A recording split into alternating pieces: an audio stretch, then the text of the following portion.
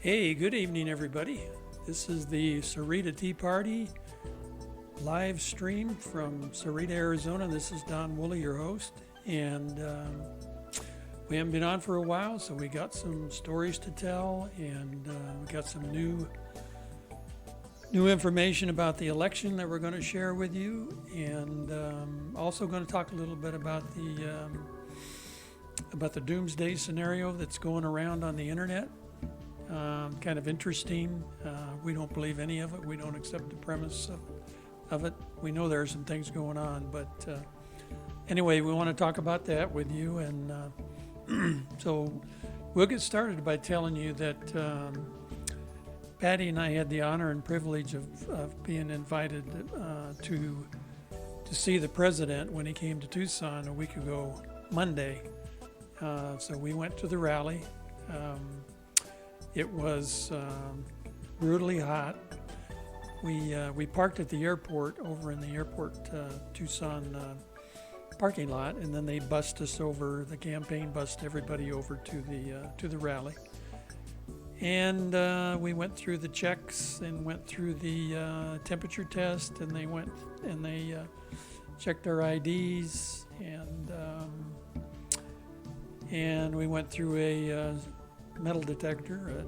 Actually, they had TSA personnel there checking us, and so we passed all that and went in and sat down, and we had seats right behind the president. So anyway, it was a long wait. It was very hot, and but seeing President Trump in person was really an honor, and it was just it was great. I mean, it was a lot of fun. It's like sitting in a rock concert. They're always playing music, and everybody stays busy. And they had portable bathrooms there, and sinks, and food, and plenty of water. They handed out water constantly during the day. So anyway, we started out there at about 9:30, and we got back out and out of the parking lot, the airport parking lot, after riding the buses back at about 6:30. So we hadn't eaten all day. We were all starving. We invited two good friends with us to go, and it was a lot of fun. So we went and had a nice cold beer and some dinner, and to wind up the day. But boy, President Trump was fantastic. And it's pretty amazing, he's, I think my two takeaways from the rally were that he is a bigger man than what he looks like. He really is a big man. He's 6'4", but he is big, and almost bigger than life, and just towers over everybody, and it's really interesting. He really enjoys the rallies and talking to people, and of course everybody really gets into it with the village people music. So anyway, my second takeaway is that this rally up in Tucson was mostly young people and mostly families. Now, understanding that it's more difficult for the older generation to go to these rallies and stand out in that heat, etc. There were some handicapped people, and some of them took it pretty well. We had a few cases of some problems when everybody was waiting in line, medical problems, but generally it was good. They had people there. Had plenty of Tucson police and Pima County Sheriff people, and we saw the Air Force One came pulling around the corner. The rally was right across from the excuse me, the 162nd National Guard base, right across that sort of it's not really an east-west runway, but it's a diagonal runway, and so it was right across from that at the Tucson Jet Center, and outside was not in a hangar, so we were exposed. Luckily, we put on our sunscreen, and again, I said we had plenty of water, but anyway, Air Force One came rolling up. We could see it coming up and driving up, and then he walked over from there, and he walked back. He did not ride in the car. So anyway, got a couple pictures of him, and I think I sent them out to you folks. So it was a lot of fun, and we thank former treasurer of the state of Arizona, Jeff DeWitt, for getting us in and getting us passes to get in. So that was really nice of him, and we really appreciated it. So some other news, some other things I want to tell you about, there's interesting here in our Sonora area. We live in a Sonora Del Webb, which is in the north part of Rancho Sahuarita. About 400 homes in here, retired people over 55. And there are political signs out. Not a lot, but some people have signs out. There are Trump signs, and there are the other guys' signs. And one of the things we noticed the other day, Patty and I were out walking, and a house on the corner directly east of the clubhouse they've had a Biden sign out for a while, but they also put up a 3x5 flag and hung it on a fence that runs along there, which is not theirs. That is a kind of a neutral wall right there.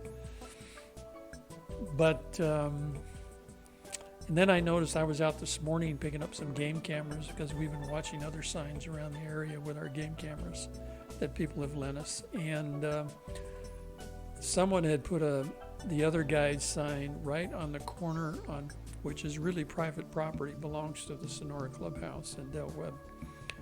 And they put it there on the corner. So I sent an email to the clubhouse and talked to the managers, and I said, listen, a couple of things. The person east of the clubhouse is displaying more than 16 square feet of political signage with the 3x5 flag and a regular lawn sign. And so that's a violation. And you've got the other guy's sign, a Biden sign, on the corner on clubhouse property. And we hope that you didn't approve that.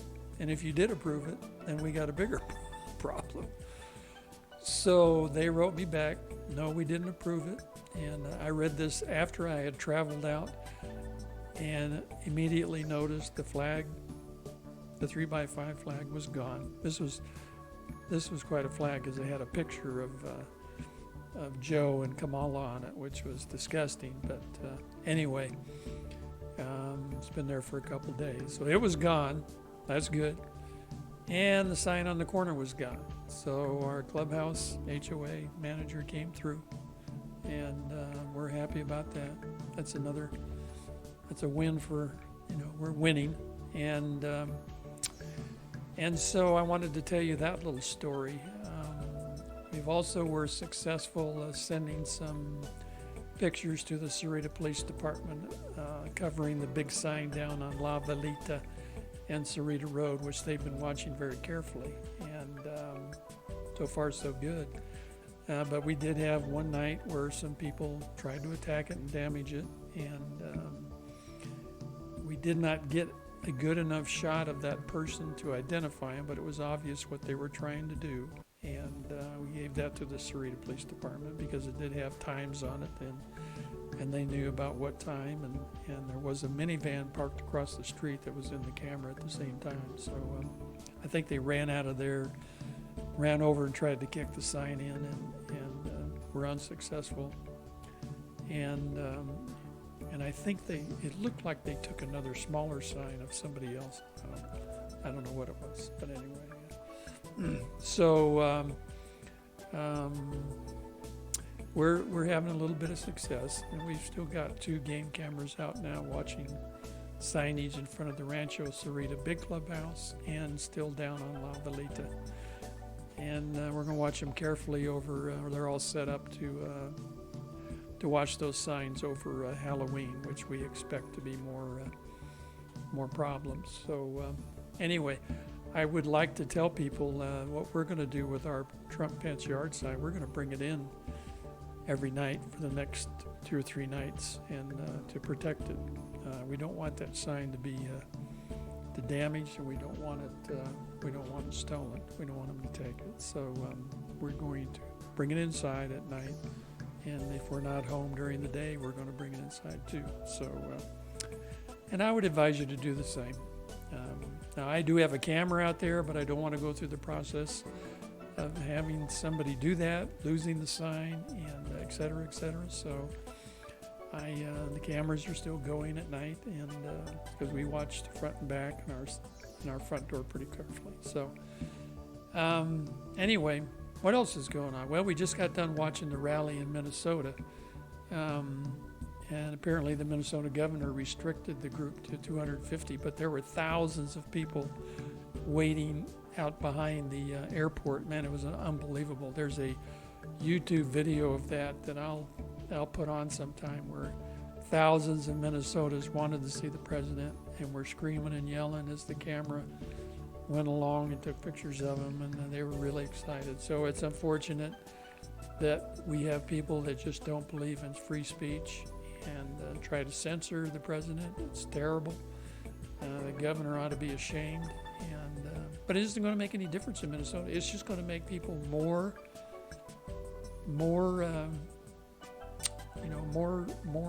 anxious and positive about voting for President Trump, because they're sick of all this crap and they're tired of this pandemic. I don't know if you all heard, but did you hear the GEM show was called off next year, 2021? That'd be February, I guess it is, the GEM show. That ain't good for the Tucson economy. And Patty and I were talking about that the other night. That's bad. That's a big deal for the economy. So I don't know what they're going to do. I'm not surprised, but now the good news is that we've always we used to get briefed at Raytheon about the Chinese coming over to the GEM show to do a lot of surveillance and try to get information from our engineers. And they used to warn us about that if we go to the GEM show, to be very careful. So just to let you know, so there won't be a lot of Chinese over here at the GEM show this year. Probably the city of Tucson probably doesn't know anything about that, but they just want to show that they're the boss, and that's the way it's going to be.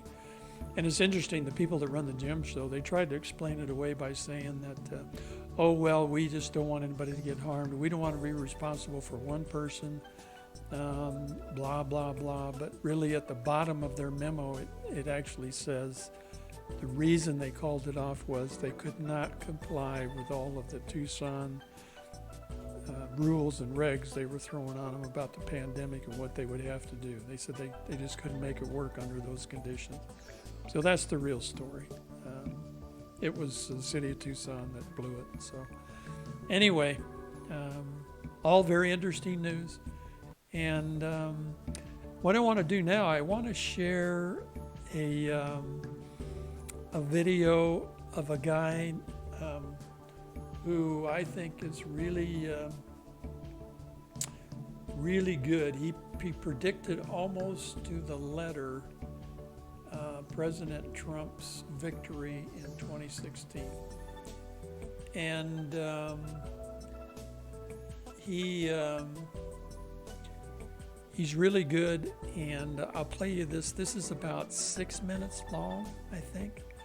And so I will play this for you and let you listen to it. He's going to talk about the Electoral College, show you his map, explain it, talk a little bit about it, his analysis, and he's also going to talk about congressional races. So we'll go to that now, so stand by, and I'll get you on there right away.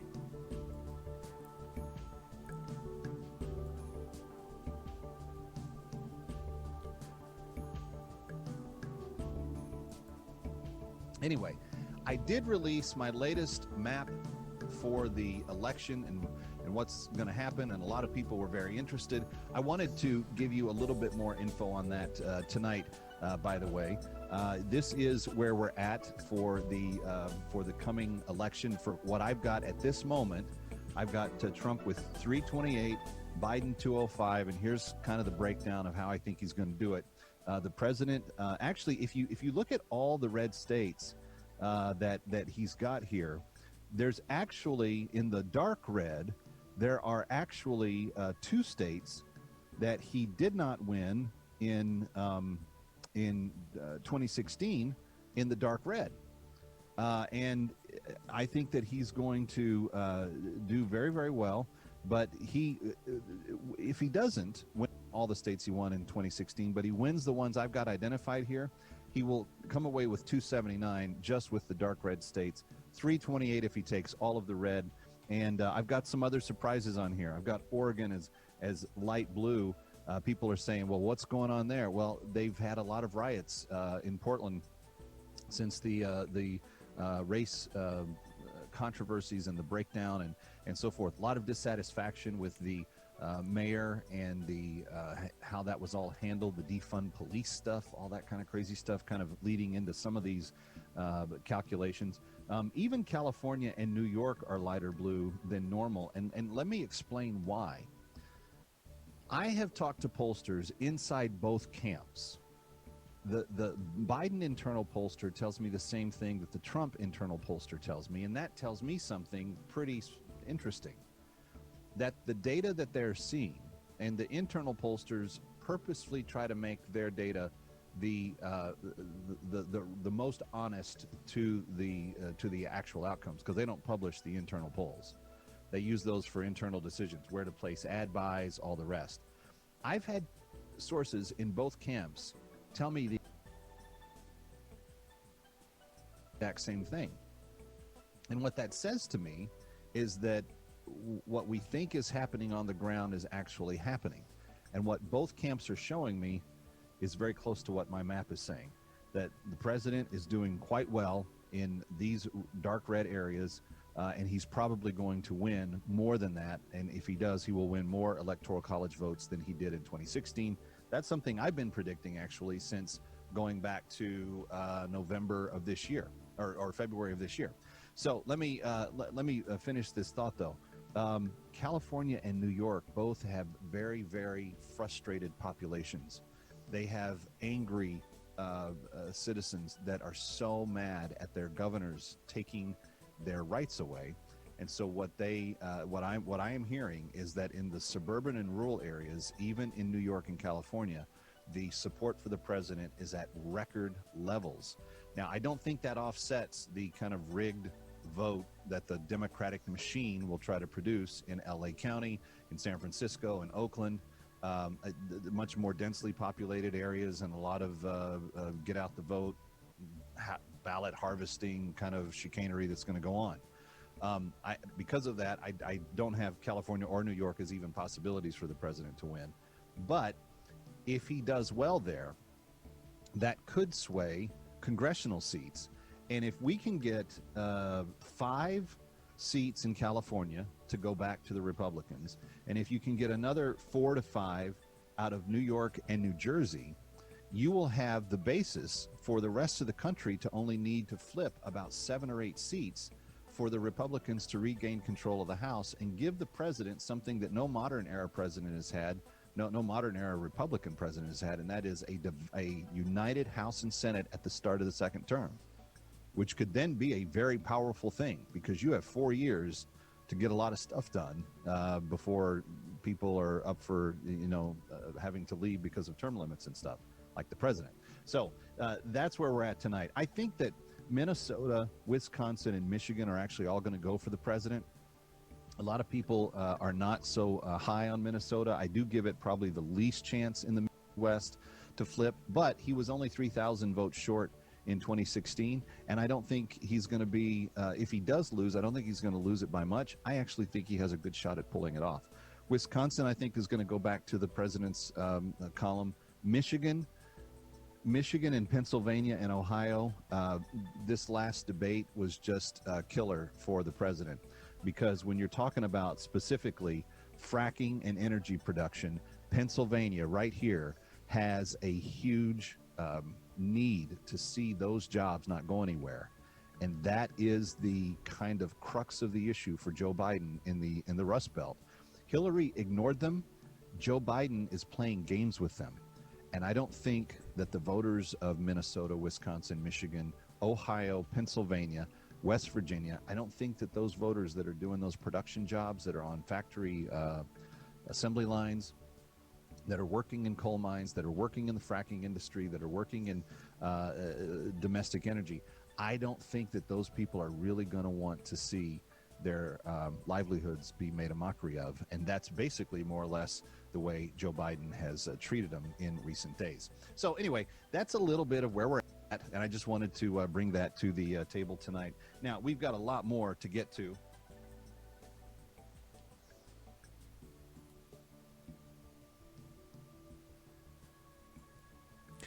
Okay, so that was Kevin McCullough. Kevin McCullough, he has a radio show back east, and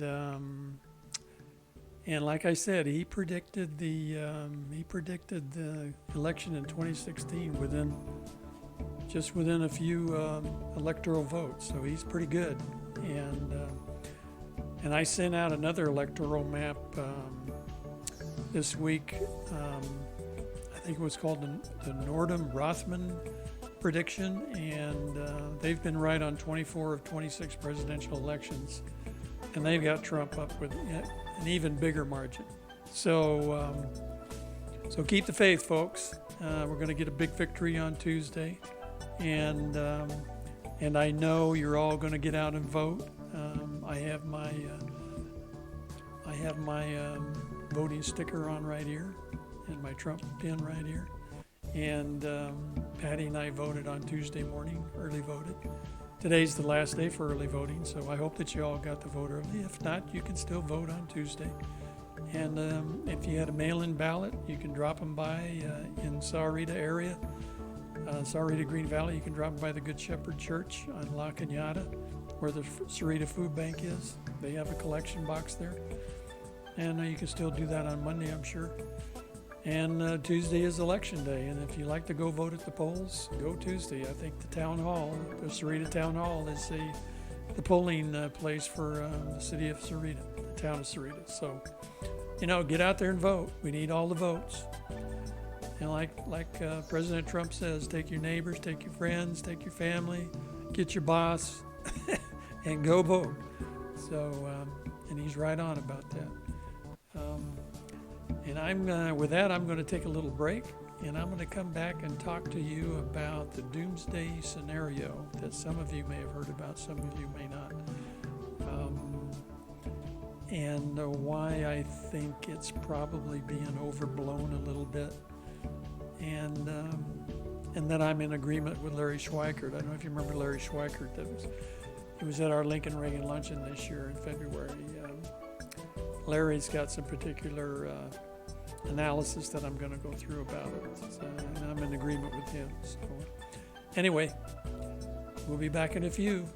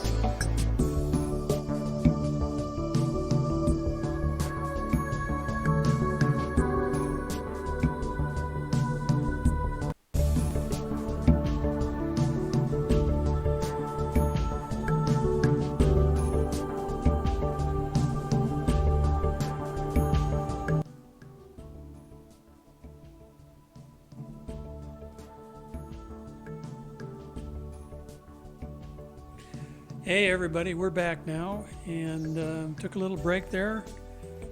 I want to make sure we're streaming okay and that we're recording okay. So anyway, now I'm going to talk a little bit with you about, like I said, Larry Schweikart and what he's been doing some analysis about the doomsday scenario that the vote by mail scheme that the Democrats came up with, and make some comments about that, my feelings about it.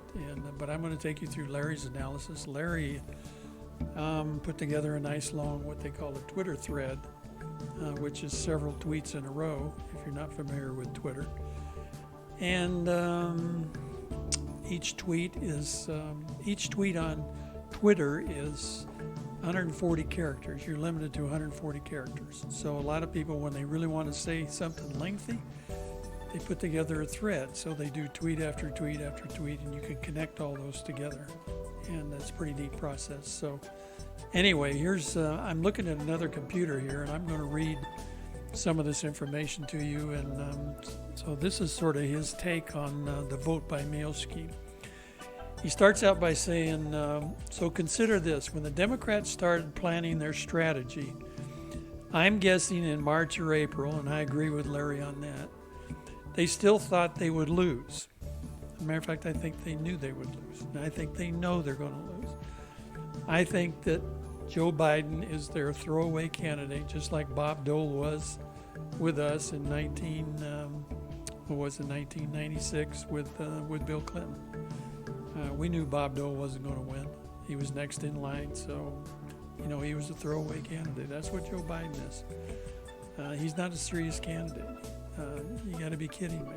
I mean, it's just incredible they keep this stupid clown act going. I know Trump, he says, what the hell is going on?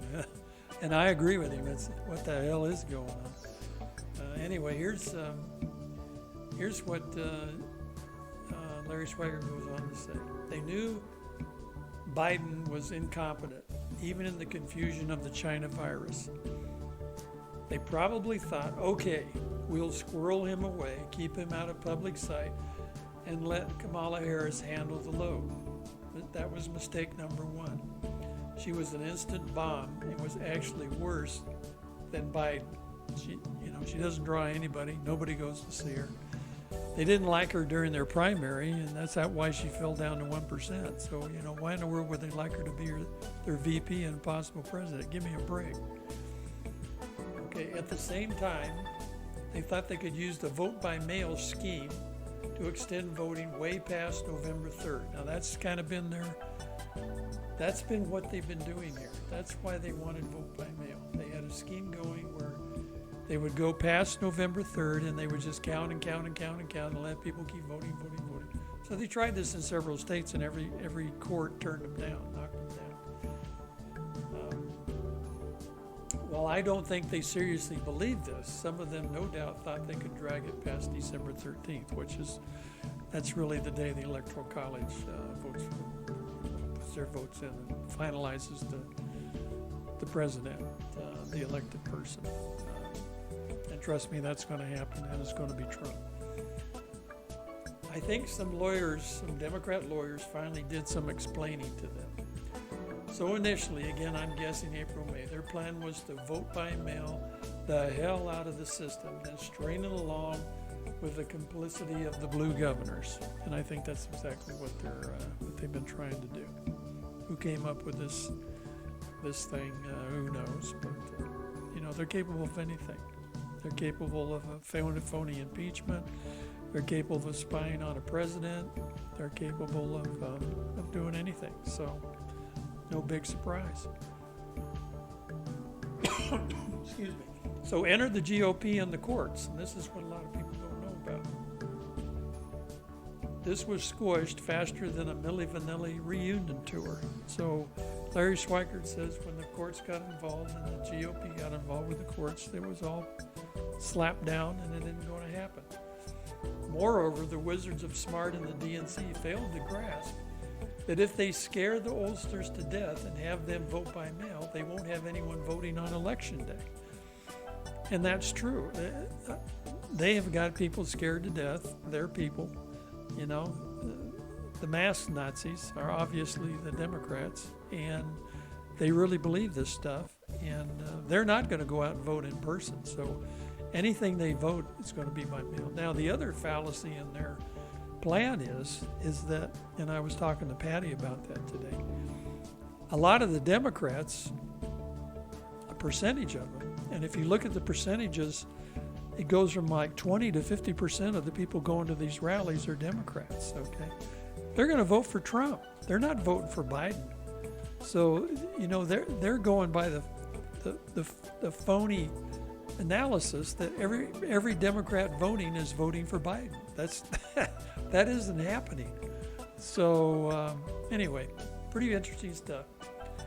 And so Larry Schweikart says, okay, here we go. But wait, it even gets better. He said because they have pre-voted, like pre-boarding on an airplane, as George Carlin just says, how do you pre-board? Yeah, right, how do you pre-board? All of their votes are tallied early. They will be the first ones on the board on election day. Moreover, people have been watching these come in for months. Been breathlessly watching the numbers rise, failing to understand it's like a 440-meter race with staggered starts. The GOP lane is like the outside lane, right? And they're the inside lane. Yeah, it looks like the outside lane is ahead. But, I'm sorry, the Democrats are the outside lane and GOP's inside. It looks like the outside lane's ahead, but they're really not. Here's my point. This is all public, all discussed, all known. And that's kind of my point. It's all public. Everybody knows about all this. The GOP and the lawyers know about all this. None of this is secret. It's all been discussed. It's all known. And there's things happening to put a stop to it right away. So, and like I said, most of the courts have ruled against the Democrats. There isn't going to be any extra counting. Now, in the case of the Pennsylvania decision by the Supreme Court, they're going to let it happen, but they also said, they gave a caveat. They said, we're going to throw the votes out after the election, okay? So, anybody that voted after November 3rd, if their ballot's postmarked after November 3rd, they're getting thrown out, and Pennsylvania has to segregate those ballots out. So they're basically not going to count anyway. So the Democrats are running around Pennsylvania telling everybody to go vote now because your ballot's probably not going to count if you turn it in after November 3rd, which is fine. But, you know, like I said, a lot of the Democrats, 20-30% are voting for Trump. So anyway, and that's why President Trump keeps talking about the red wave. So here we go. Basically, here's Larry Schweikart. I'll repeat this. Here is his point. This is all public, all discussed, all known.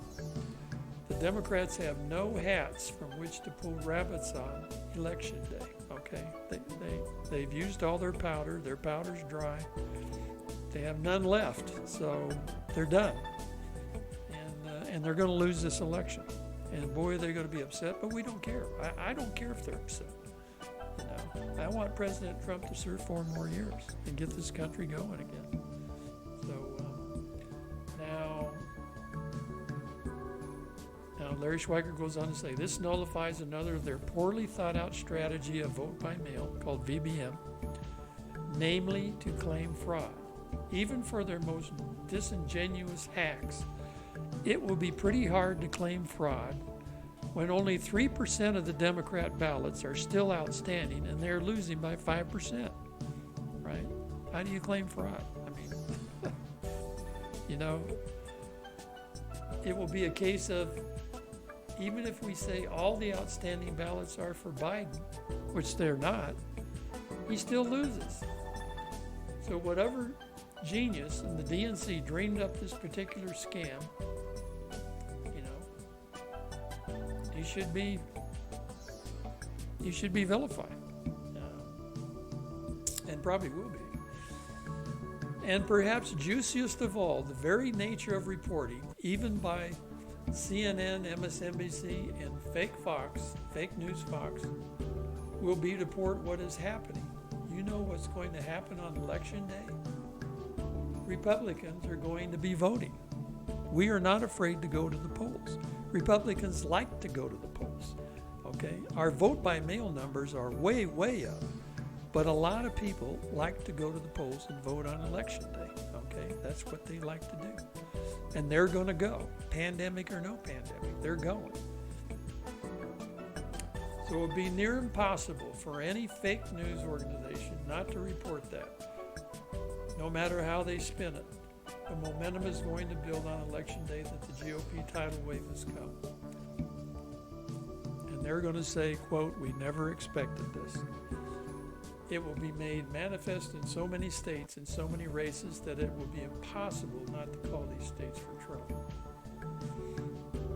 They can look forlornly at 1 or 2% outstanding absentee ballots that amount to 5,000 or to Trump's 180,000 lead or 400,000 lead.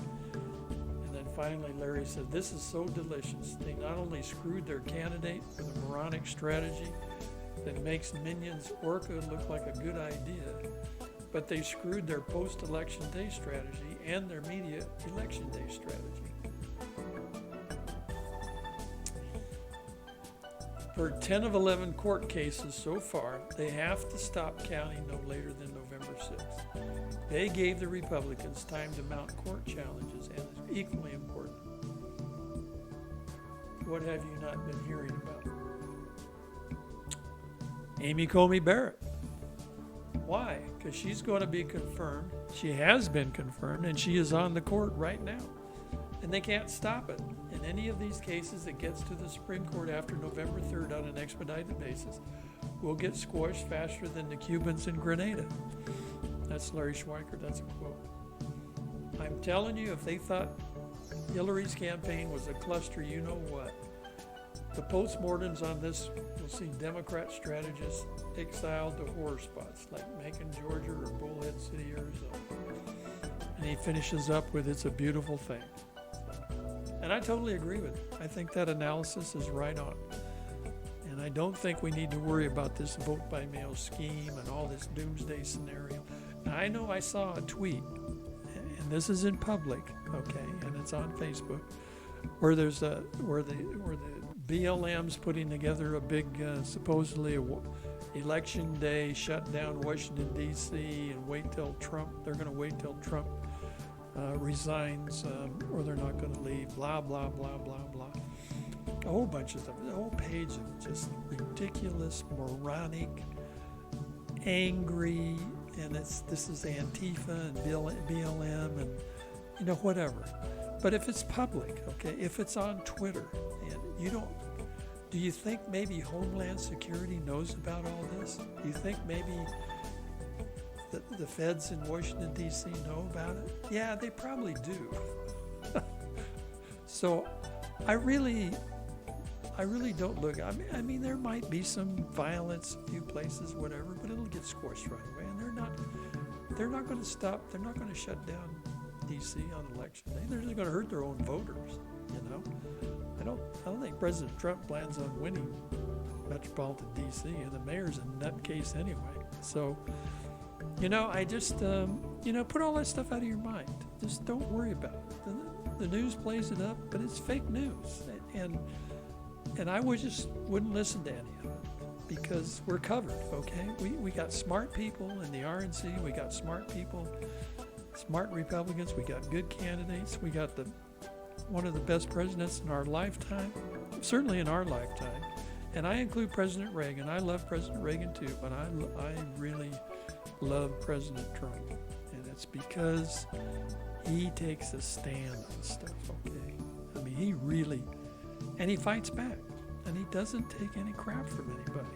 And people got to understand, that's what people like about him. And that's what the blacks like about him. That's what Hispanics like about him, okay? They can identify with that. Standing up, taking a stand, fighting back.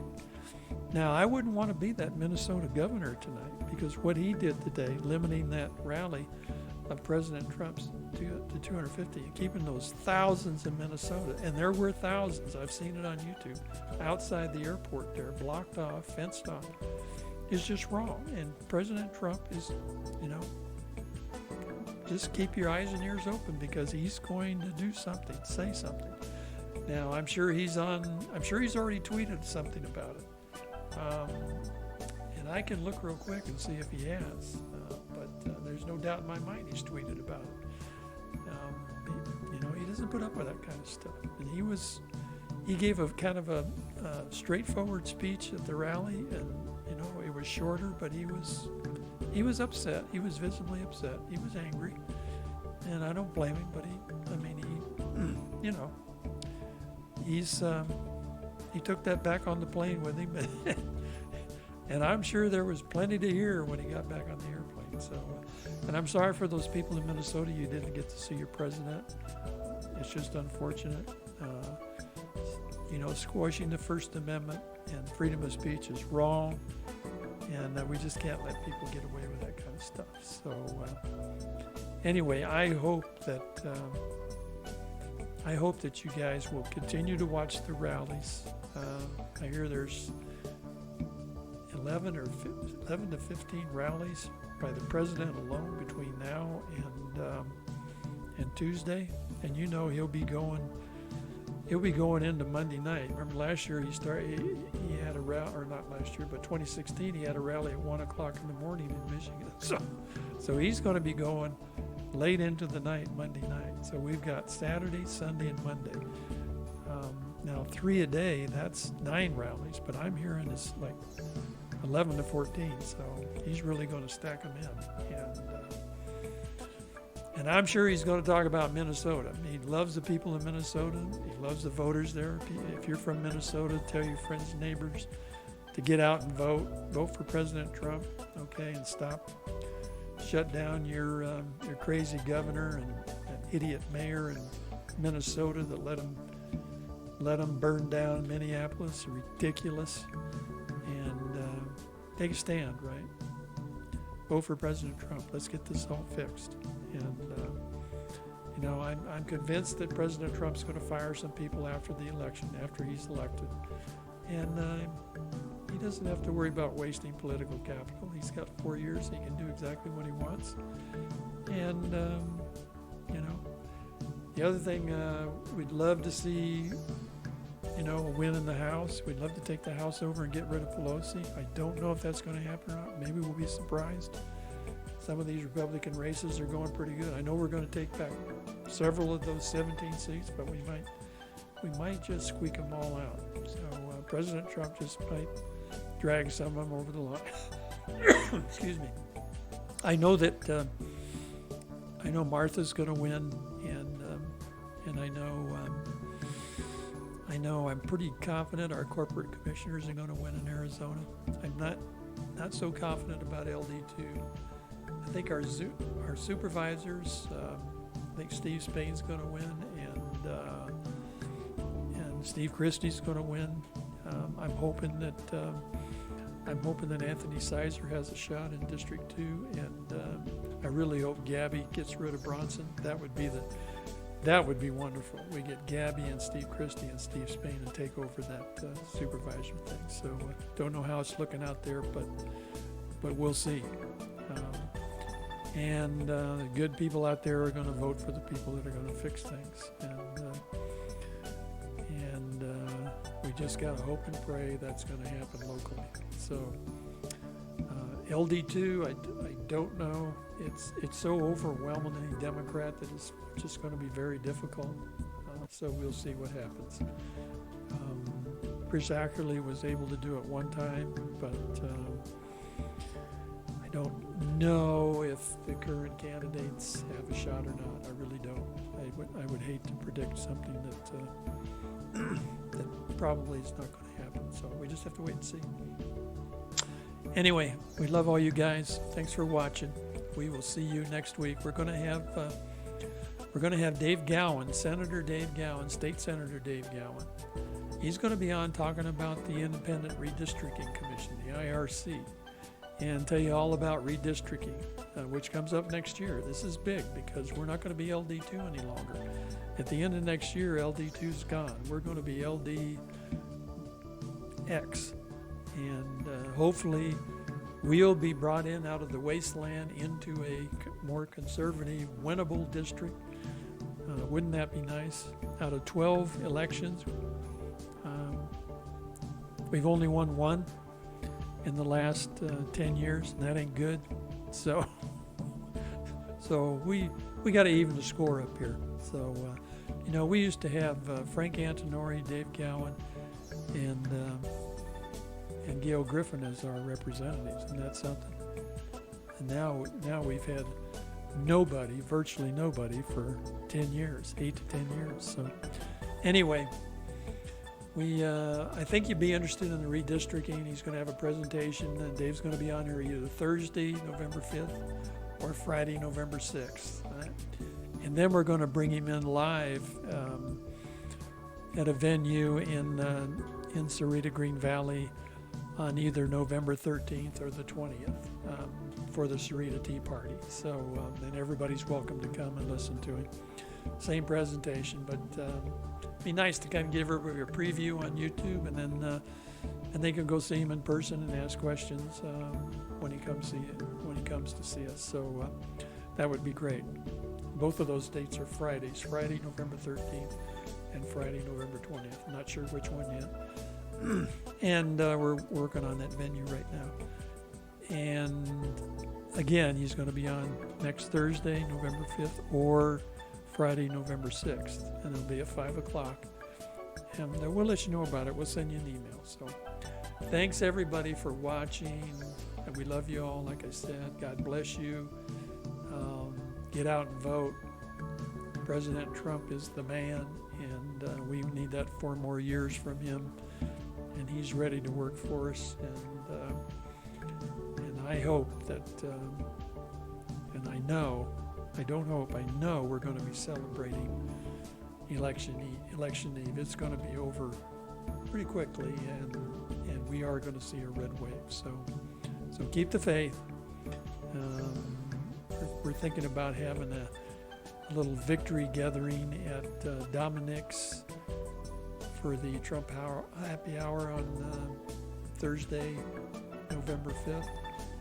That's the kind of the conflict with the YouTube program, so we're trying to work all that out. But anyway, stay tuned. We'll send out information about that. Take care, and good night from Sahuarita, Arizona. This is your host, Don Woolley.